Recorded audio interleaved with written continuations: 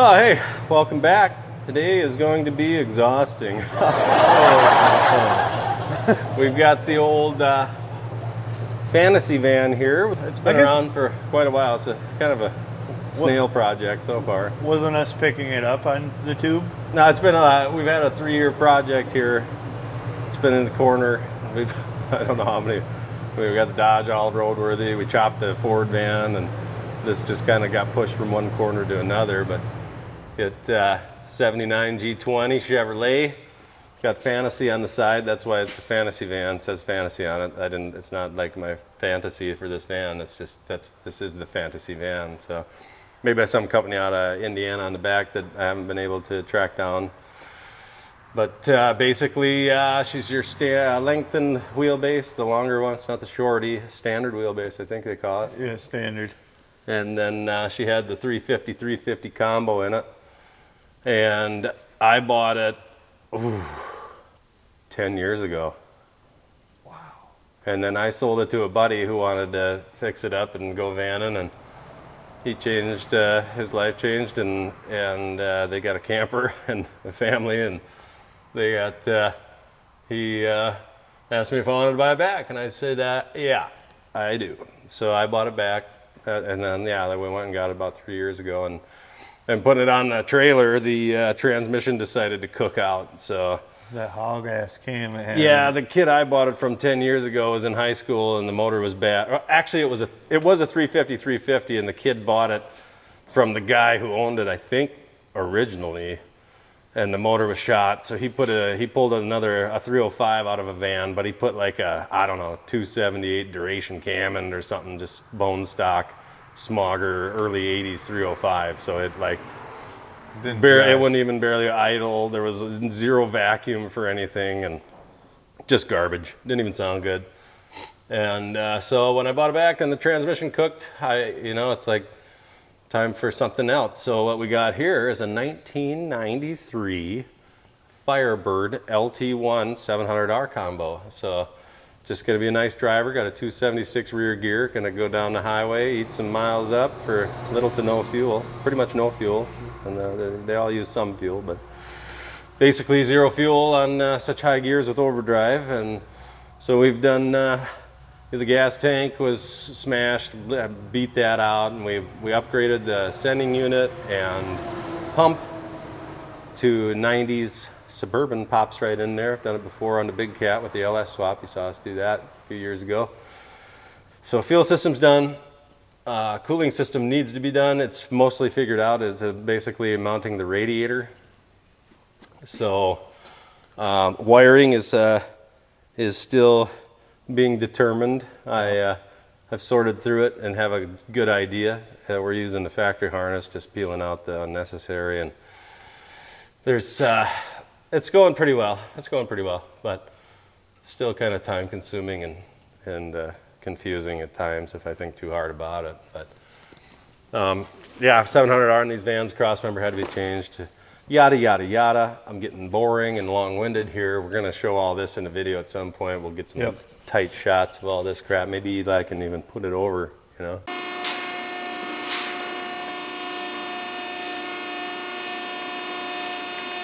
That we're gonna get to it. What we're gonna do here, we got a full-length tube header set on this bad boy. And I got some side pipes, and the side pipes are, they're so quiet.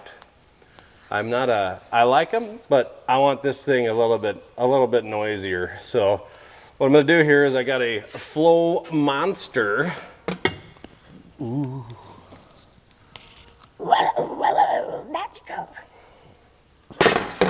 And then we are gonna mount it sideways so that we get maximum performance gains to equalize the pressures on both banks.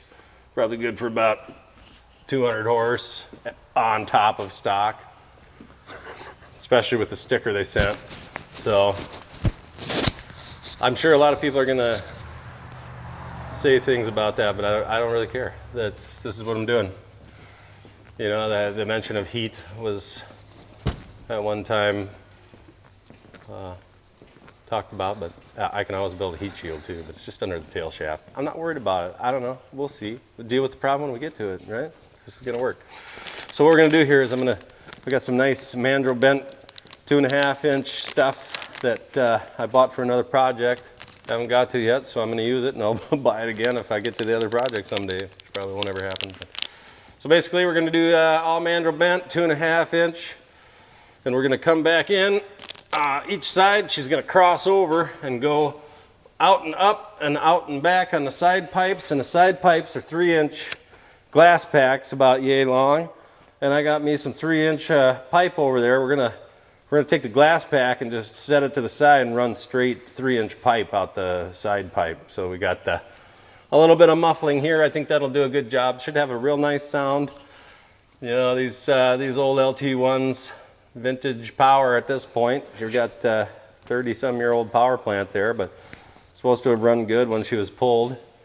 Never heard it run. Transmission could be junk, which would all suck because, you know, you put it out all together and then to pull it out would suck. But yeah, I'm hopeful, you know. We're just going to roll the dice. That's what you do. We're on a budget. We're not rebuilding this shit. I ain't doing it. Not on a $600 van. Yep. So it's all part of the game too. Yeah. Give me something else to do in the future. If it doesn't work, just pull her out. Part of vanning. I don't want to be bored ever, so yeah, budget build, yeah, for sure budget build. I sprung for headers. Otherwise, motor and tranny off of Facebook Marketplace from a guy, and relatively low cost, less than the van cost. So all in all, without all the other crap, I mean, we're sitting here into it for about $1,000, $1,200 probably at this point. So. And in today's world of vanning, that's pretty cheap. Yeah, and we should have about 300 horsepower when this thing's all said and done. I shipped the ECM out and had it, or whatever it is, yeah, ECM, PCM, the prom chip. I sent that out. We got a 180 thermostat in her. We got cold air intake, full length tube headers. We should be right at that sweet spot of the 300 horsepower. So again, that's not, the goal was not boatloads of horsepower. Just we want to be able to, you know, pass somebody going down the road. So yeah, keep up with modern traffic. Modern traffic demands. Yeah, and get some mileage. Yeah, it's gonna make me once. We joke that you know, you're getting old when you're excited about 276 rear gear. Yeah, and 20 miles a gallon in a van. Back in the day, it's like chuck the 308s, 410s. Yep. Anyway, without further ado, we're gonna just probably go to time lapse here a little bit. I'm going to cut this muffler down. We got our width is too much width, so we're going to chop that down. I got my pipes all set up over there. They're going to go in, and we'll come back for that. Yep, we'll be back momentarily.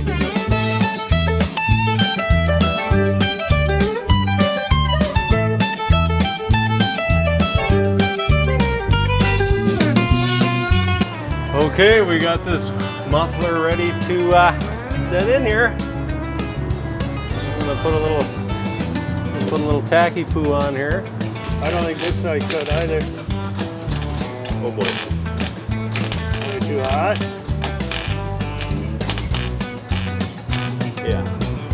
We got about the surface of the sun there. Oh yeah, we're at 31. Woo! Yeah, dialing back to about 27, huh?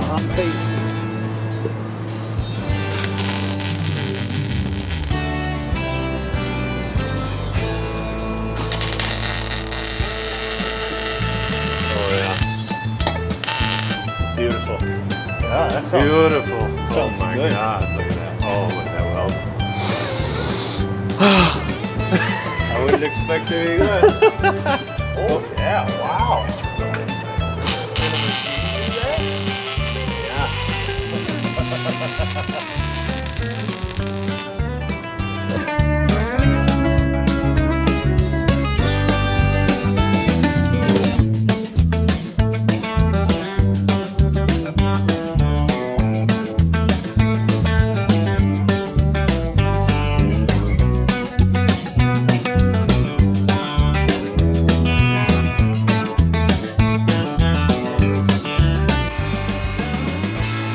Pipe, expand it a bit.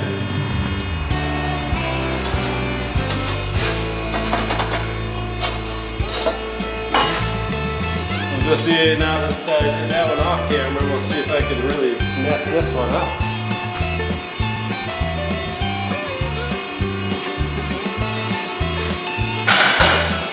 Got to deburr this up. We're good. See this. We'll put your hearing protections on. Phone users, RIP. Huh.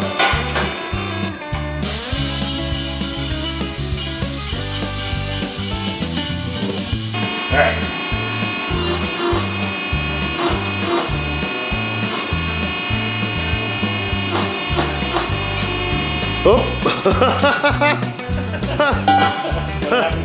I was focused on the pipe and then I looked away for a second. You walked over.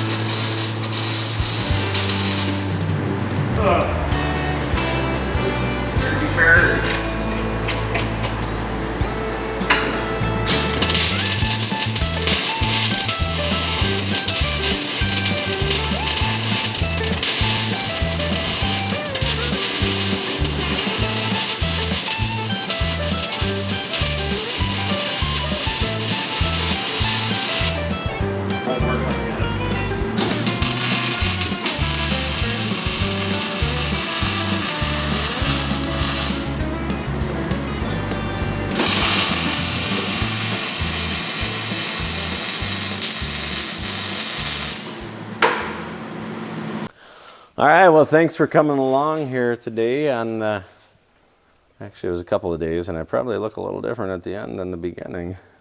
Oh yeah. Lost a bet, but anyway, this was exhausting, truly exhausting. Well, I know I'm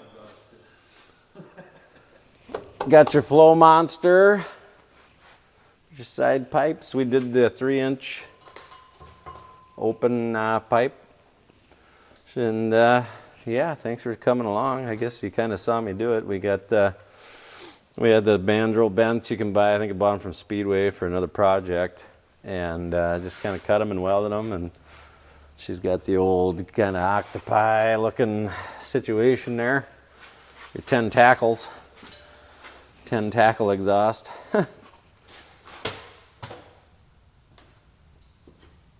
Should sound good. I'm excited. It's gonna be fun once it actually runs. If it runs, I don't know if it runs.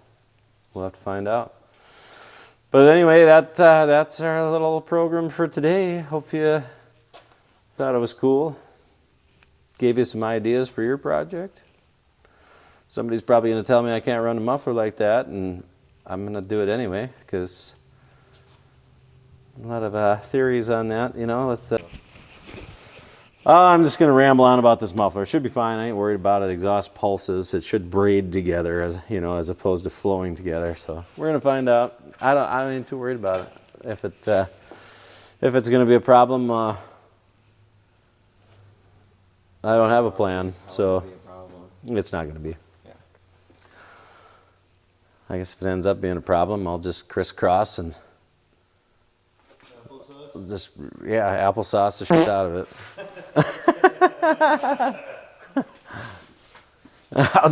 I'll just eliminate the muffler and put a U right here, and then we'll just run straights.